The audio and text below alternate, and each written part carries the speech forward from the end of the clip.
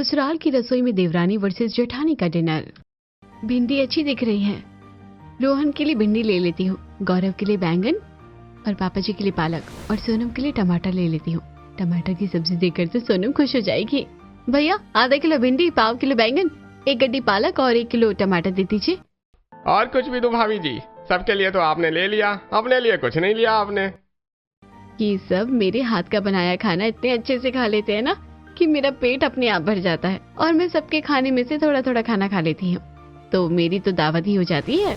यह मोहन जी की बड़ी बहू रागिनी है, जिसकी पूरी दुनिया बस उसका परिवार है। सास की मृत्यु के बाद उसने पूरे घर को बखूबी संभाल रखा था। रागिनी सब्जियों का थैला लेकर घर आती है और पड़ोस में रहने वाली उसकी चाची सास विमला उसे बाहर ही मिल जाती है। वो प्यार से रागिनी से कहती है, रागिनी तुम क्यों इतनी गर्मी में बाजार जाती हो? देखो तो पसीने से तुम्हारा कितना बुरा हाल हो गया है। आजकल तो सब कुछ एक बटन दबाते ही घर पर आ जाता है। तुम भी सब्जियां ऑनलाइन मंगवा लिया करो ना। मेरी बहू तो वही करती है। चाची जी, ऑनलाइन से सब्जियां कभी कभार अच्छी नहीं मिल पाती, पता नहीं कितने दिनों से रखी होती है। जब हम खुद चुनकर ताजी ताजी सब्जियां लाते हैं ना, तो उनका रंग रूप ही अलग होता है, बनाने में भी मजा आता है और स्वाद भी अच्छा होता है। तुम बहुत समझदार हो बेटा। हमारे यहाँ 2 समय का खाना भी बहुएं ढंग से नहीं बना पाती, और एक तुम हो जो परिवार की खुशी के लिए इतनी मेहनत करती हो। मेहनत की क्या बात है चाची जी, अब आपको तो पता ही है कि हमारे यहाँ सभी बस डिनर के समय ही एक साथ खाना खाते हैं। बस उसी समय अगर अच्छा खाना ना मिले तो मेरे होने का क्या फायदा? सबका ध्यान रखना तो मेरा ही काम है ना। अच्छा चाची जी, मैं चलती हूँ। रागिनी मुस्कुराकर घर के अंदर चली जाती है। विमला एक गहरी सांस लेकर अपने घर की तरफ देखकर सोचती है, एक ये रागिनी है जो पूरे अकेले घर को संभालती है और पूरे घर के काम को भी अकेली करती है, और मेरी दोनों बहुएं एक से बढ़कर एक निकम्मी। काम तो कुछ करती नहीं, बातें करवा लो बस। खाना बनाने के लिए उन्होंने बाई रखी हुई है।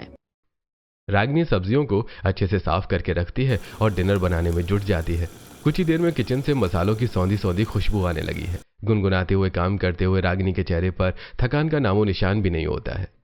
आज तो रोहन भिंडी की सब्जी देकर खुश हो जाएगा। पापा जी के लिए उनकी पसंद की लहसुन पालक, सोनम की खट्टी मीठी टमाटर की सब्जी और गौरव के लिए भरमा बैगन। पूरा खाना तैयार हो गया, अब बस रोटियां उतारनी बाकी है। तब खाने के लिए बैठेंगे, तब गर्मा गर्म बनाकर परोसूंगी। रागिनी किचन का सारा काम निपटा कर हाथ मुंह धोती है और बाहर ड्राइंग रूम में आकर सोफे पर बैठती है। वो थोड़ा रिलैक्स होने के लिए टीवी चला लेती है। तभी घर का दरवाजा खुलता है और उसकी नंद सोनम कॉलेज से वापस आती है। सोनम का चेहरा भूख और थकान से उतरा हुआ होता है। भाभी बहुत तेज भूख लग रही है। कॉलेज में आज बहुत ज्यादा काम था, लंच भी ठीक से नहीं कर पाई। क्या बनाया आज आपने? आज तेरी पसंदीदा टमाटर की सब्जी बनाई है मैंने। तुझे बहुत पसंद है ना? सच में भाभी, मुझे बहुत पसंद है टमाटर की सब्जी। मैं अभी फ्रेश होकर आती हूँ। भाभी मेरे कपड़े कहाँ हैं? कपड़े बेड पर निकाल कर रख दिए हैं, तू जल्दी से फ्रेश होकर आ जा। तब तक सब आते ही होंगे दुकान से, फिर सब साथ में बैठकर गर्मा गर्म खाना खाएंगे। थोड़ी देर में घर की बैल बजती है। रागिनी दरवाजा खोलती है तो गौरव, रोहन और मोहन जी तीनों एक साथ अंदर आते हैं। तीनों के चेहरों पर दिन भर की थकान साफ दिख रही थी, लेकिन जैसे ही वो घर के अंदर कदम रखते हैं, खाने की खुशबू से उनके चेहरे खिल जाते हैं। वाह भाभी, क्या खुशबू आ रही है। आज तो आपने कुछ खास बनाया है। बाहर तक महक आ रही थी। मेरी भूख तो एकदम से बढ़ गई। सही कह रहा है रोहन, रागिनी तुम्हारे हाथ में तो जादू है। काम की सारी टेंशन इस खुशबू से ही गायब हो जाती है। बेटा रागिनी, रात को जब हम लोग थके हारे आते हैं ना घर में, तो ये जो खुशबू फैली रहती है खाने की, उससे तो हमारी सारी थकान एकदम से दूर हो जाती है। डिनर का ही तो समय ऐसा है ना पापा जी, जब हम लोग सब इकट्ठा होकर खाना खाते हैं और बातें करते हैं। अच्छा आप लोग जल्दी से फ्रेश होकर आइए, मैं खाना लगाती हूँ। मैंने सबके कपड़े निकाल कर रख दिए हैं आप लोगों के कमरों में। आप लोग चेंज करके आ जाइए, मैं रोटियां सेकना शुरू करती हूँ। सब लोग अपने अपने कमरों में चले जाते हैं। रागिनी डाइनिंग टेबल सजाने लगती है। थोड़ी देर बाद पूरा परिवार डाइनिंग टेबल पर इकट्ठा हो जाता है। रागिनी चेहरे पर प्यारी सी मुस्कान के साथ सबको गरम गरम रोटियां परोसती रहती है। वाह बेटा रागिनी, ये पालक तो बिल्कुल तुम्हारी सास जैसे बनाती थी ना, वैसे ही बनाया है। वही स्वाद, वही सादगी। तुमने तो आज पुराने दिनों की याद ताजा कर दी। बस आप लोगों का प्यार है जो मेरे हाथ के खाने में स्वाद भर देता है। तभी रागिनी का ध्यान रोहन की ओर जाता है। रोहन अचानक शांत हो जाता है और उसकी आंखों से आंसू छलक जाते हैं। वो अपना सिर नीचे झुका लेता है। क्या हुआ रोहन, तुम्हारी आंखों में आंसू क्यों आ गए? क्या भिंडी में ज्यादा मिर्च हो गई? तू ऐसे चुप क्यों हो गया? नहीं भाभी, मिर्च ज्यादा नहीं है, मुझे माँ की याद आ गई। आप तो रोज ही मम्मी के हाथ जैसा खाना बनाती हो, पर यह भिंडी तो बिल्कुल वैसी ही बनाई है जैसे मम्मी बनाती थी। वही खुशबू, वही स्वाद। भाभी भी तो माँ होती है ना। अगर माँ नहीं है तो क्या हुआ, मैं हूं ना। तू उदास मत हो, देख खाना ठंडा हो रहा है, अब बिल्कुल नहीं रोना। माहौल में एक पल के लिए सन्नाटा छा जाता है, लेकिन रागिनी सबको बातों में लगाकर फिर से सामान्य कर देती है। डिनर के बाद सब खुश होकर अपने अपने कामों में लग जाते हैं। रात को जब रागिनी सारा काम निपटा कर अपने कमरे में आती है तो गौरव उसका इंतजार कर रहा होता है। रागिनी, तुम सच में बहुत अच्छी हो। तुमने इस घर को कितने अच्छे से संभाल लिया है। हम सब तो तुम पर ही निर्भर होकर रह गए हैं। तुम सबका कितना ध्यान रखती हो, हर काम पूरे दिल से करती हो। गौरव, ये तो मेरा फर्ज है। इस परिवार ने तुझे इतना प्यार दिया है तो मैं इतना तो कर सकती हूँ। तुमने माँ का नियम आज तक कायम रखा है रागिनी। वो भी यही चाहती थी कि कम से कम रात को तो हम सब एक साथ मिलकर खाना खाएं। तुम्हारे हाथ के खाने से ही हमारे पूरे दिन की थकान निकल जाती है। Thank you Ragini. अगले दिन सुबह घर में रोज की तरह अफरा तफरी मची होती है। हर कोई हड़बड़ी में होता है। सोनम को कॉलेज जाना है तो रोहन, गौरव और मोहन जी को दुकान। रागिनी मशीन की तरह सबके आगे पीछे दौड़ रही है। भाभी, मेरी घड़ी देखिए आपने कहाँ रखी है, मुझे देर हो रही है, प्लीज ढूंढ दो ना। ये यहाँ रखी है टेबल पर। तुमने तो रात को चेयर पर ही छोड़ दी थी। थैंक यू भाभी। अरे रागिनी, मैंने गाड़ी की चाबी कहाँ रख दी? वहां नहीं मिल रही है। कल रात को तो यहीं कहीं रखी थी। आपने ना अपनी जेब में ही छोड़ दी थी रात को। मुझे पता था कि आप सुबह उठकर ढूंढेंगे और परेशान होंगे। मैंने की होल्डर पर टांग कर रखी है, आप ले लो। अरे बेटा, मेरा चश्मा कहाँ गया? अखबार सामने रखा है पर कुछ दिख नहीं रहा है। पापा जी, चश्मा तो यहाँ रखा है मेज पर, सोफे पर ही रख दिया था आपने। कल रात को टीवी देखते समय कोई उस पर बैठ जाता तो वो टूट जाता। ऐसे कैसे टूटता? मुझे मालूम था कि तुम जरूर उठाकर रख दोगी। आप लोग नाश्ता तो कर लो। रोज आप लोग बस थोड़ा बहुत मुंह में डालते हो और निकल जाते हो। सेहत खराब हो जाएगी ऐसे से। रागिनी, देर हो रही है, हम लोग दुकान पर ही कुछ नाश्ता कर लेंगे। आज जरूरी काम है, माल आने वाला है। गौरव, रोहन और मोहन जी जल्दी जल्दी से निकल जाते हैं। तभी सोनम ऊपर से तैयार होकर सीढ़ियां उतरती है। वो भी कॉलेज भागने की तैयारी में होती है। भाभी, मेरा टिफिन तैयार है क्या? बस 5 मिनट बचे हैं बस आने में। टिफिन बन गया है और मैंने तुम्हारे बैग में रख भी दिया है। और सुनो, आज एक की जगह 2 टिफिन रखे हैं मैंने। 2 टिफिन? भाभी, मैं इतना कैसे खाऊंगी? एक ही तो बहुत होता है। मुझे पता है कि तुम्हें भूख बहुत लगती है, एक टिफिन से तेरा होता नहीं है। फिर तू बाहर का उल्टा सीधा खाना खाती है जो कि तुझे सूट नहीं होता। तो तुम अब से घर का ही खाना खाओगी, बाहर का कुछ नहीं। इसलिए मैंने 2 टिफिन रखे हैं, एक लंच के लिए और एक शाम के नाश्ते के लिए। भाभी, माँ भी मुझे ऐसे ही डांटती थी, ऐसे ही मेरे बैग में 2-2 टिफिन रख देती थी। आप तो बिल्कुल वैसे ही करती हो। मेरी इतनी केयर तो सिर्फ माँ ही करती थी। रोती क्यों? भाभी भी माँ होती है ना। मेरा तो फर्ज है तुम्हारे लिए कुछ करना। तुम इतना मत सोचो, अब जल्दी जाओ वरना बस छूट जाएगी। सोनम मुस्कुराते हुए चली जाती है। रागिनी अब पूरे घर को देखती है जो बिखरा पड़ा है। एक गहरी सांस लेकर वो काम में जुट जाती है। वो बारी बारी से सबके कमरे साफ करके सामान जगह पर रख देती है। अरे रोहन ने गीला तौलिया फिर से बेड पे ही छोड़ दिया है। कितनी बार कहा है तौलिया सूखने डाल दिया करो। ये गौरव भी ना, इनके जूते यहाँ बीच रास्ते में क्या कर रहे हैं। सोनम ने जुराबे फिर से बेड के नीचे डाल दी। रागिनी हर चीज को करीने से लगाती है और घर को फिर से चमका देती है, जबकि पड़ोस में रहने वाले उसके चाचा ससुर जी के घर का माहौल इससे बिल्कुल विपरीत है। वहां पर भी सुबह की अफरा तफरी मची है, लेकिन दोनों बहुएं सोफे पर आराम से बैठी हैं और दोनों बेटे अपनी चीजों के लिए इधर उधर भाग रहे हैं। अरे दोनों कुछ नहीं कर रही तो जरा उठकर अपने अपने पतियों को चीजें हाथ में दे दो, परेशान हो रहे हैं बेचारे। मम्मी जी, आप बेकार में चिल्ला रही हैं। मुझे क्या पता मोहित की कार की चाबी कहाँ है। पता नहीं तो ढूंढ कर दो ना उसे। इतनी तो मदद कर ही सकती हो ना तुम दोनों बहू। और शिखा तुम उठो और रोहित को उसका रुमाल ढूंढ कर दो। अरे मम्मी जी, वो क्या छोटे बच्चे हैं क्या जो हर चीज हाथ में देनी पड़ेगी? अपनी चीजें इधर उधर रखेंगे तो ढूंढना भी तो उनको ही पड़ेगा ना। उन्हें अपनी जिम्मेदारी खुद समझनी चाहिए। आपने तो उनकी आदतें ही बिगाड़ दी है मम्मी जी। हाँ मम्मी जी, शिखा सही कह रही है। हम सारा दिन उनकी चीजें ढूंढने के लिए नहीं है, उन्हें पता होना चाहिए कि उन्होंने अपना सामान कहाँ रखा है। वो दिन भर के थके हारे रहते हैं, थोड़ा सा काम कर दोगी तो क्या बिगड़ जाएगा। और घर को भी तो कबाड़ खाना बना कर रखा है तुम लोगों ने, चीजें तो घूमेंगे ही। तुम उनके ही पैसों पर ऐश करती है और उनके काम करने में तुम्हें जान जाती है। मम्मी जी, ये बातें ना बहुत पुरानी हो गई है। उनका काम है हमें सुख सुविधा देना और हमारा काम है अपनी लाइफ जीना। कम से कम नाश्ता तो दे दो उनको। उठ के वो खाली पेट जा रहे हैं। मम्मी जी, हमने नाश्ता लगा के रखा है टेबल पर कब से। आप तो कब से बोल रही हैं, वो ले ही नहीं रहे, तो हम क्या उनको बैठकर चम्मच से खिलाएंगे क्या? अब वो नहीं खा रहे तो उनकी मर्जी। तुम दोनों को रागिनी से कुछ सीखना चाहिए। वो अकेली सब काम करती है और तुम दो दो होकर भी ऐसे नाटक करती हो। वो देखो कैसे अपने परिवार का ध्यान रखती है। विमला बड़बड़ाते हुए किचन में जाती है और खुद नाश्ता गर्म करने लगती है। मनीषा और शिखा एक दूसरे को देखकर मुंह बनाती हैं। शाम की चाय पीते हुए रागिनी सोचती है, परसों पापा जी कह रहे थे कि उन्हें मम्मी जी के हाथ की गट्टे की सब्जी बहुत याद आ रही है। मम्मी जी से तो सीखना ही रह गया मेरा, किससे पूछूं? तभी उसे विमला का ख्याल आता है और वो फोन उठाती है और उन्हें कॉल करती है। हेलो चाची जी, मैं रागिनी बोल रही हूँ। चाची जी, क्या आप मुझे यहाँ आकर गट्टे की सब्जी बनाना सिखा दोगी? पापा जी को खानी थी। आपको पता है ना सासू माँ कैसे बनाती थी? हाँ हाँ रागिनी, क्यों नहीं, तेरी सास कैसे बनाती थी मुझे बिल्कुल पता है। मैं अभी आती हूँ तेरे घर और तुझे सिखाती हूँ। विमला रागिनी के घर पहुंचती है। रागिनी पहले से ही सारा सामान तैयार रखती है। विमला उसे बारीकी से सब समझाने लगती है। देखो रागिनी, इसमें ना तुम्हारी सास दही और तेल दोनों डालती थी, इसी वजह से गट्टे नरम होते थे। बहुत लोग सिर्फ पानी का इस्तेमाल करते हैं, पर असली राज दही और तेल में है।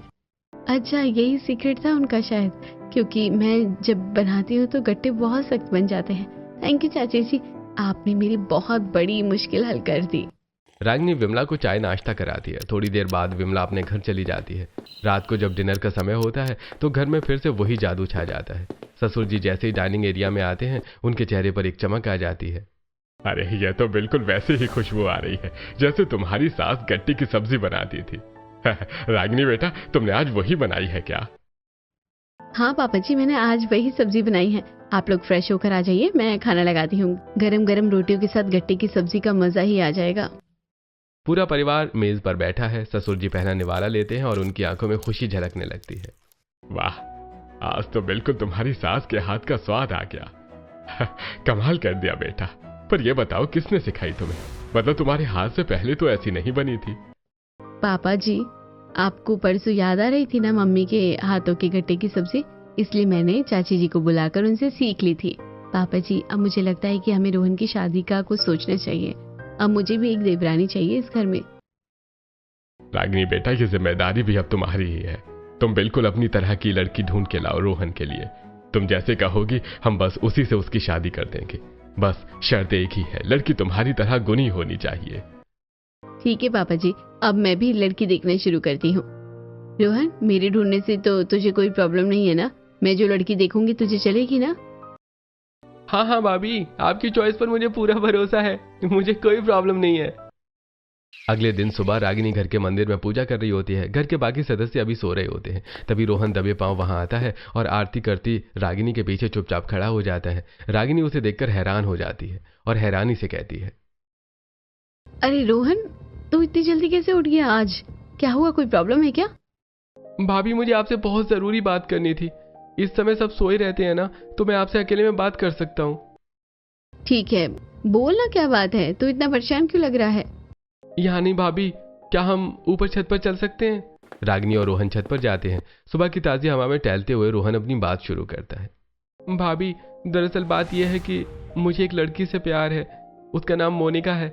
हम दोनों एक दूसरे से शादी करना चाहते हैं, लेकिन क्या रोहन? वो दूसरी कास्ट की है। मेरे ख्याल से पापा मानेंगे नहीं। वो थोड़े पुराने ख्यालों के हैं ना, इसलिए मैं डर रहा था। देख रोहन, पहले तुम उसको मुझसे मिलवाओ और फिर जब मुझे पसंद आएगी तो फिर मैं पापा जी से बात करूंगी। अगर लड़की अच्छी है तो कास्ट मायने नहीं रखती है। बिल्कुल भाभी, जैसा आप बोलोगे। आपको पसंद आई तो ठीक है, नहीं आई तो कोई बात नहीं। मैं तो शादी आपकी पसंद से ही करूंगा। ठीक है, कल ही उसको बुला लो। कल दोपहर को जब सब दुकान और ऑफिस चले जाएंगे तो मैं उससे अच्छे से बात करूंगी। अगले दिन दोपहर को रागिनी घर का सारा काम समय से पहले ही निपटा लेती है, क्योंकि आज मोनिका उससे मिलने आने वाली थी। तभी दरवाजे की घंटी बजती है। रागिनी दरवाजा खोलती है। सामने एक सुंदर और शालीन सी लड़की खड़ी है। नमस्ते भाभी, मैं मोनिका हूँ। रोहन ने मुझे आज यहाँ आने के लिए कहा था। नमस्ते, आओ अंदर आ जाओ मोनिका। रोहन ने तुम्हारे बारे में बहुत कुछ बताया है। बाहर बहुत धूप है ना, तुम बैठो, मैं तुम्हारे लिए ठंडा पानी लेकर आती हूँ। मोनिका घर के अंदर आती है और सोफे पर बैठती है। वो छुई मुई सी होकर बैठी पूरे हॉल को निहारती है। रागिनी पानी और नाश्ता लेकर आती है। मोनिका तुरंत उठकर रागिनी के पैर छूती है और उसके पास बैठ जाती है। भाभी, रोहन सच कहते थे कि आप बहुत अच्छी हैं। इस घर में कदम रखते ही बहुत सुकून मिल रहा है। घर कितना अच्छे से सजाया है आपने। थैंक यू मोनिका, मुझे भी तुम्हारी सादगी बहुत पसंद आई। बताओ तुम करती क्या हो? अपने परिवार के बारे में कुछ बताओ।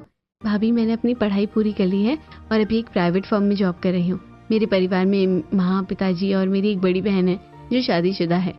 देखो मोनिका, इस घर की असली जान यहाँ का आपसी प्यार है। मम्मी जी के जाने के बाद मैंने कोशिश की कि सब कुछ वैसा ही रहे। दिन में चाहे हम अलग अलग खाएं, लेकिन रात को हम सब हमेशा साथ में ही डिनर करते हैं। मैं, पापा जी और बाकी सबसे रात को ही तुम्हारी शादी की बात करूंगी। जैसा आपको ठीक लगे भाभी, मुझे आपकी बातों में बहुत हिम्मत मिली है। रागिनी को मोनिका का स्वभाव बहुत अच्छा लगता है। काफी देर तक बातें करने के बाद मोनिका चली जाती है और रागिनी डिनर की तैयारी में जुट जाती है। आज उसने मोहन जी की पसंद के लौकी के कोफ्ते बनाए थे। रात को जब सब खाने की टेबल पर बैठते हैं तो रागिनी अपनी बात शुरू करती है। पापा जी, मुझे आपसे एक बहुत जरूरी बात करनी है। आज दोपहर को मोनिका घर आई थी। मोनिका, ये कौन है बेटा? पापा जी, रोहन ने अपने लिए लड़की पसंद की है। वो बहुत ही सुलझी और गुणी हुई लड़की है। आज मैं उससे मिली थी और मुझे वो बहुत पसंद आई है। अच्छा। पापा जी, वो दूसरे समाज की है, लेकिन उसके संस्कार बहुत अच्छे हैं। मुझे लगता है कि रोहन के लिए उससे बेहतर लड़की नहीं मिल सकती। देखो रोहन, अगर रागिनी बहू कह रही है कि लड़की अच्छी है, जरूर अच्छी ही होगी। मुझे भी कोई दिक्कत नहीं है। बहू, अगर तुम्हें पसंद है तो हम इसी लड़की से रोहन की शादी करेंगे। थैंक यू पापा जी, मुझे पता था आप मेरी बात जरूर मानेंगे। रोहन अब तो खुश है ना? हाँ भाभी।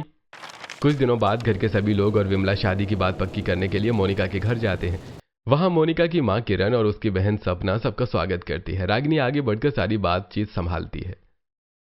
हमें खुशी है कि आप लोग हमारे घर आए। रोहन बहुत अच्छा लड़का है। हमारी चिंता बस कास्ट को लेकर ही थी। आंटी जी, आप चिंता मत कीजिए। हमारे घर में संस्कारों की अहमियत है, कास्ट की नहीं। हम मोनिका को अपनी बहू नहीं, बेटी बनाकर ले जाएंगे। रागिनी और मोहन जी बातचीत कर रहे होते हैं, तब सपना मोनिका को कोने में ले जाकर फुसफुसाती है। मोनिका, देख रही है तू? सब कुछ तो तेरी जेठानी ही तय कर रही है। ऐसा लग रहा है कि तेरे ससुराल में तो तेरी जेठानी का ही हुक्म चलता है। ससुर और पति तो बिल्कुल चुप है, वही सब बातें तय कर रही है। दीदी, भाभी बहुत अच्छी है। उन्होंने ही पापा को मनाया है। ऐसा ना हो कि तुझे भी अपनी कठपुतली की तरह नचाए। वैसे भी जेठानी बहुत तेज होती है। शुरू में प्यार दिखाती है और बाद में हुकूमत करती है। तू जरा संभल कर रहना। मोनिका अपनी बहन की बातों को अनसुना कर देती है, पर कहीं ना कहीं उसकी बातों ने एक छोटा सा बीज बो दिया था। इस तरह शादी की तारीख तय हो जाती है। मोहन जी रागिनी को अपने पास बुलाते हैं। बेटा रागिनी, ये लो पैसे। तुम शादी की सारी शॉपिंग करके आओ। गहने, कपड़े, जो भी मोनिका के लिए लेना है तुम ही तय करो। और अगर ये पैसे कम पड़े तो ये मेरे क्रेडिट कार्ड से खर्च करना। जी पापा जी, मैं पूरी कोशिश करूंगी कि सब कुछ अच्छा हो। मैं सोच रही थी कि मैं चाची जी को भी साथ ले जाती हूँ। आखिर वो बड़ी है, उनका अनुभव काम आएगा। बहुत अच्छा विचार है। बड़ों का साथ होना हमेशा अच्छा रहता है। रागिनी विमला को फोन करती है और वो साथ में चलने के लिए तैयार हो जाती है। रागिनी विमला के घर पहुंचती है। चाची जी, ये पैसों का बैग है, हमें इसका बहुत ध्यान रखना होगा। चलिए चाची जी। रुक, मैं अभी 5 मिनट में तैयार होकर आती हूँ, बस साड़ी तो बदलनी है। विमला तैयार होने अंदर जाती है और उनकी दोनों बहुएं आपस में कानाफूसी करने लगती हैं।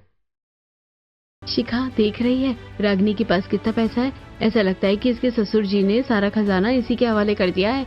हमें तो 1-2 रुपए देने में भी ये लोग मुंह बनाते हैं। सही कह रही हो दीदी। अगर हमारे पास इतना पैसा आ जाए तो हम लोग तो अपने लिए कितनी चीजें ले सकते हैं। वैसे भाभी, ये रागिनी को ज्यादा ही चालबाज है। अपनी चिकनी चुपड़ी बातों से पूरे ससुराल को मुट्ठी में कर रखा है। रागिनी और विमला बाजार जाती हैं। रागिनी बहुत ही समझदारी से सारी खरीदारी करती है और एक एक पैसे का हिसाब अपनी डायरी में लिखती जाती है। दोपहर के 3 बज जाते हैं और अभी भी कुछ खरीदारी बाकी रहती है। चाची जी, अब बाकी की शॉपिंग कल कर लेंगे। मुझे घर जाकर डिनर की तैयारी भी करनी है। अरे अभी तो समय है, एक बार में खत्म कर लो, वरना बार बार आना पड़ेगा। आज खाना बाहर से मंगवा लेना तुम लोग, या वहीं लोग बाहर खा लेंगे। नहीं नहीं चाची जी, एक ही तो टाइम होता है डिनर का, जब हम सब इकट्ठा होकर बैठते हैं। मैं ये मिस नहीं कर सकती। मुझे जल्दी जाकर सबके लिए ताज़ा खाना बनाना होगा। तू कितनी समझदार है रागिनी। घर पहुंचकर रागिनी सामान रखती है और फिर हाथ पैर धोकर तुरंत किचन में घुस जाती है। रात को जब सब आते हैं तो रागिनी हिसाब की डायरी मोहन जी के सामने रखती है। पापा जी, ये रहा आज का हिसाब। इतने पैसे खर्च हुए और ये सामान आया, आप एक बार चेक कर लीजिए। बहू, क्या मैंने तुझसे हिसाब मांगा था? हाँ, मुझे पता है कि तू एक एक पैसे का हिसाब अच्छे से रखती है, इसी वजह से तो सब तुम पर छोड़ के रखा है ना मैंने। शादी का दिन आता है। रोहन और मोनिका की शादी धूमधाम से होती है। मोनिका का गृह प्रवेश होता है और रागिनी आरती की थाली लेकर दरवाजे पर उसका स्वागत करती है। आओ मोनिका, इस घर में तुम्हारा बहुत बहुत स्वागत है। आज से ये घर तुम्हारा भी है। कुछ रस्मों के बाद सब अपने अपने घर चले जाते हैं। रागिनी किचन में रात का खाना बना रही होती है और मोनिका वहां आती है। भाभी, मैं आपकी कुछ हेल्प करूं? नहीं मोनिका, आज नहीं, तुम्हारी पहली रसोई की रस्म हो जाएगी तब करना। देखो, डिनर में मैंने रोहन की पसंद का भरता बनाया है, गौरव की पसंद की शिमला मिर्च, और पापा जी को और सोनम को आलू की गोभी बहुत पसंद है। इतनी सारी चीजें, आप हर किसी के लिए अलग सब्जी बनाती है? हाँ, मम्मी जी कहती थी कि परिवार के दिल का रास्ता पेट से होकर जाता है। तुम भी ध्यान रखना कि डिनर हमेशा खास हो। अगली सुबह मोनिका किचन में आती है और परेशान होकर कहती है, भाभी, मुझे ट्रेडिशनल खाना बनाना ज्यादा नहीं आता, मुझे बस थोड़ा फैंसी खाना बनाना आता है। आप मेरी हेल्प कर दोगे? बिल्कुल मोनिका, मैं हूँ ना, हम मिलकर बनाएंगे। पहली रसोई की रात के डिनर में होगी, क्योंकि तभी सब साथ होंगे। मैं तुम्हें सब सिखा दूंगी। दोनों मिलकर खाना बनाती हैं। डिनर पर सब लोग खाने की तारीफ करते हैं। अगले दिन दोपहर को शिखा घर आती है और मोनिका को अकेले देखकर कहती है, मोनिका प्लीज किसी को मत बताना, मेरे पास ना एक सीक्रेट है। तेरी सास के पास बहुत सारे गहने थे जो रागिनी भाभी ने दबा रखे हैं। तेरे ससुर की तिजोरी की चाबियां भी उन्हीं के पास है। तू कुछ कर, वरना खाली हाथ रह जाएगी और वो सारा खजाना लूट लेगी। क्या? पर भाभी तो कह रही थी कि सब कुछ पापा जी के पास है। अरे वो तो दिखाने के दांत है। तू अपनी जेठानी के झांसे में मत आ, अपना हक मांगना सीख। मोनिका के मन में शक का बीज पनपने लगता है। अगले दिन घर पर ससुर जी के दोस्त सपरिवार डिनर पर आते हैं। मोनिका रागिनी की मदद से खाना बनाती है। वाह मोनिका बहू, खाना तो बहुत लाजवाब है। भाभी जी बनाती थी बिल्कुल वैसा। ये सब भाभी ने ही मुझे सिखाया अंकल जी। डिनर के बाद मेहमान विमला के घर भी जाते हैं। विमला बहुओं को कॉफी बनाने के लिए कहती है किचन में। मैंने खाना बनाया था ना, अब तू कॉफी बना। कल भी तो मैंने खाना बनाने के बाद सबके लिए चाय बनाई थी ना, आज कॉफी आप बनाइए। काफी देर हो जाती है लेकिन कॉफी नहीं आती, तो विमला को खुद उठकर कॉफी बनानी पड़ती है। मेहमानों को यह सब देखकर बहुत अजीब लगता है। शर्म करो, रागिनी के घर देखो, वहाँ कितनी शांति और सलीका है, और तुम दोनों बस लड़ती रहती हो। मम्मी जी, हमेशा रागिनी की तारीफ मत किया कीजिए, वो बस दिखावा करती है। अगले दिन शिखा फिर मोनिका के पास आती है और उसे भड़काने का नया तरीका ढूंढती है। मोनिका, तुझे पता है रागिनी भाभी तेरे बारे में कह रही थी कि मेरी देवरानी आएगी तो मैं उसे भी अपनी उंगलियों पर नचाऊंगी, जैसे बाकी सब, और उसका पति मेरे आगे पीछे घूमता रहता है, उसे भी अपनी नौकरानी बनाकर घुमाऊंगी। क्या भाभी ने ऐसा कहा? मुझे तो लगा था वो बहुत अच्छी है। अरे यही तो उनकी चाल है कि हर कोई उन्हें अच्छा ही समझता है, लेकिन तू भी इस घर की बहू है, तू भी अपनी ताकत दिखा। रात के डिनर का समय होता है। रागिनी किचन में जाने लगती है तो मोनिका उसे रोक देती है। भाभी, आज डिनर मैं अकेले बनाऊंगी, आप प्लीज किचन में मत आइएगा। अच्छा ठीक है, लेकिन देखना सबकी पसंद का ध्यान रखना। पापा जी के लिए मीठी, रोहन के लिए। भाभी, मैं देख लूंगी रोहन को क्या पसंद है और क्या नहीं। अब वो मेरा पति है, उसकी छोटी छोटी चीजों का ख्याल मैं रखूंगी। अरे मैं तो बस मदद कर रही थी। ठीक है, जैसा तुम चाहो। मोनिका किचन में जाकर पास्ता, नूडल्स और फ्राइड राइस बनाती है। जब सब डिनर टेबल पर बैठते हैं तो खाना देखकर सबको बहुत हैरानी होती है। ये क्या बहू, ये तो बहुत तीखा और अजीब सा दिख रहा है। क्या आज दाल चावल नहीं बने? पापा जी, रोज रोज वही पुराना खाना बोरिंग हो जाता है। आज मैंने ये फैंसी डिश बनाई है, आप खाकर तो देखिए। पर मोनिका, पापा जी को रात में भारी खाना पचता नहीं है, हम लोग भी नहीं खाते हैं ये सब। खाना किसी को पसंद नहीं आता, पर सब चुपचाप खा लेते हैं। अगले दिन भी मोनिका रागिनी से उखड़ी उखड़ी रहती है। दोपहर को मनीषा रागिनी के पास आती है।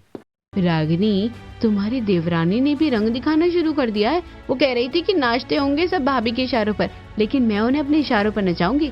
बड़ी सबकी हमदर्द बनी फिरती है, उसे तो मैं ऐसा दर्द दूंगी कि समझ में आ जाएगा उसको। क्या मोनिका ने ऐसा कहा? मैंने तो हमेशा उसे छोटी बहन माना। अरे आजकल की देवरानियां बहुत तेज है, इनसे तो बचकर ही रहना चाहिए। रागिनी के मन में भी अब मोनिका के प्रति कड़वाहट आने लगती है। दोनों के बीच बातचीत बंद हो जाती है। घर में अब वो खुशबू नहीं आती, ना ही घर साफ सुथरा दिखता है, क्योंकि दोनों एक दूसरे पर काम टालने लगी हैं। गौरव, देख रहा है घर का क्या हाल हो गया है। न समय पर खाना मिलता है, न वो शांति रही। ये क्या हो रहा है हमारे घर को? पापा जी, रागिनी और मोनिका के बीच कुछ ठीक नहीं चल रहा है, समझ नहीं आता क्या करूं। एक दिन किचन में दोनों का आमना सामना होता है और झगड़ा ज्यादा ही बढ़ जाता है। दोनों खूब देर तक लड़ती रहती हैं और आखिरकार मोनिका के मुंह से निकल जाता है, आप तो चाहती है ना कि मैं बाकी सबकी तरह आपकी कठपुतली बनकर रहूं, रोहन को जैसे आप मुट्ठी में रखती हो वैसे। अरे तू तो मुझे ऐसा दर्द देना चाहती है ना कि मेरी अक्ल ठिकाने आ जाए। मनीषा से यही कहा था ना तुमने? क्या? मैंने तो कभी ऐसा नहीं कहा। शिखा भाभी ने मुझे बताया था कि आप मुझे इशारों पर नचाना चाहती है, और मुझे मनीषा ने कहा कि तुम मेरे बारे में जहर उगल रही हो। मोनिका, हमें ये दोनों लड़ा रही हैं। सारी बातें क्लियर होती हैं और दोनों को एहसास होता है कि उनके बीच की दीवार उनकी अपनी नहीं बल्कि दूसरों की बनाई हुई थी। मोनिका, या हम सच में इतने बेवकूफ है कि दूसरों की बातों में आकर अपना घर बर्बाद कर रहे हैं? शिखा और मनीषा ने जो हमसे कहा वो सब झूठ था। वो हमारे घर की शांति देख नहीं पा रही हैं। मुझे माफ कर दीजिएगा भाभी, मैं भी अंधी हो गई थी। मुझे लगा आप सच में मुझे दबाना चाहती हैं, पर अब समझ आ रहा है कि वो खुद का घर संभाल नहीं पाई, इसलिए हमारे पीछे पड़ी है। मोनिका, आज उनकी असलियत उन्हीं के सामने लाते हैं। हमें चुप नहीं बैठना चाहिए, वरना ये आग पूरे परिवार को खा जाएगी।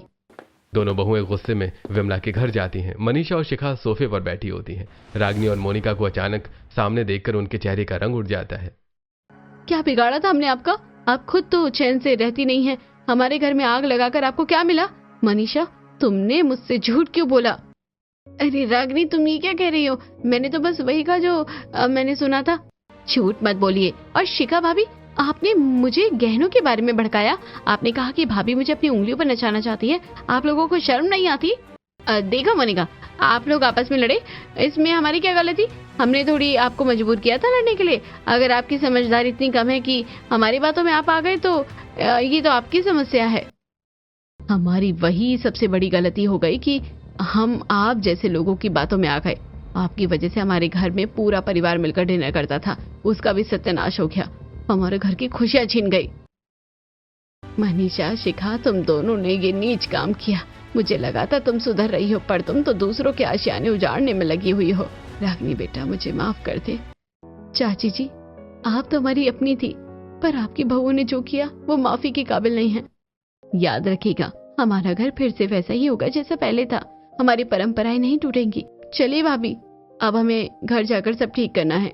रागिनी और मोनिका वापस अपने घर आती हैं। घर की हालत बेतरतीब होती है। कपड़े यहाँ वहाँ फैले हैं, किचन में झूठे बर्तन पड़े हैं। दोनों मिलकर घर की सफाई में जुट जाती हैं। मोनिका, आज हम मिलकर वही पुराना जादू वापस लाएंगे। तुम सफाई करो, मैं किचन संभालती हूँ। आज सबके लिए फिर से अच्छा खाना बनेगा और मैं पूरे घर को चकाचक कर दूंगी भाभी। रात को जब सब आएंगे तो उन्हें पुराना घर वापस मिलेगा। रात को गौरव, रोहन और ससुर जी वापस आते हैं। तीनों के चेहरे लटके हुए होते हैं। घर के बाहर गाड़ी रोककर एक दूसरे से कहते हैं, गौरव, रोहन, मन नहीं कर रहा अंदर जाने का। फिर वही कल है, वही बेकार खाना और वही तनाव। भगवान जाने हमारे घर को किसकी नजर लग गई। सही कह रहे हैं पापा, अब घर जाकर दोनों के झगड़े झेलने पड़ेंगे हमें। तीनों भारी मन से घर का मुख्य दरवाजा खोलते हैं। जैसे ही दरवाजा खुलता है, उनकी नाक से वही जानी पहचानी खुशबू टकराती है। घर का हर कोना साफ सुथरा और सजा हुआ दिख रहा है। ये खुशबू, क्या मैं सपना देख रहा हूं? अरे ये तो रागिनी के हाथ के खाने की महक है। घर कितना साफ दिख रहा है। तभी रागिनी और मोनिका चेहरे पर मुस्कान लिए किचन से बाहर आती हैं। आप लोग फ्रेश होकर आइए, हम लोग खाना लगाते हैं। आज सबकी पसंद का खाना बना है। किसी को भी यकीन नहीं होता कि एक ही दिन में सब कुछ बदल गया है। कमरों में सामान करीने से लगा है, बेडशीट बदली हुई है और धुले कपड़े रखे हैं। थोड़ी देर बाद सब डाइनिंग टेबल पर जमा होते हैं, मेज से खाना खाते हैं।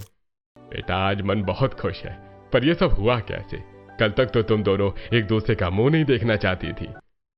हमसे बहुत बड़ी गलती हो गई पापा जी। हम दूसरों की बातों में आकर अपना घर उजाड़ने चले थे। पापा जी, मुझे माफ कर दीजिए। मैं नई थी और बहक गई थी, पर भाभी ने मुझे सही रास्ता दिखाया। पहले जैसे डिनर करते थे वैसे ही हमेशा करेंगे, ये वादा है हमारा।